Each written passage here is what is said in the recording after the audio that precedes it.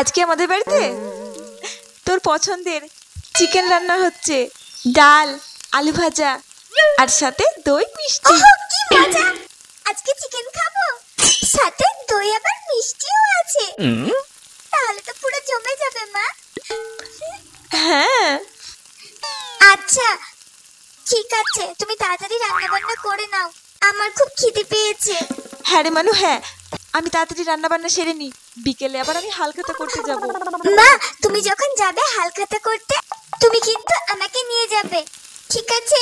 আমিও যাব তোমার সঙ্গে দোকানে হালখাতা করতে। ঠিক আছে বাবা, তোকেও সাথে করে নিয়ে যাব আমি। পাগলি একটা। আচ্ছা তোকে আর এই গরমের মধ্যে দাঁড়াতে হবে না, তুই যা ঘরে গিয়ে বস, আমি রান্না হলে তোকে খেতে দেবো।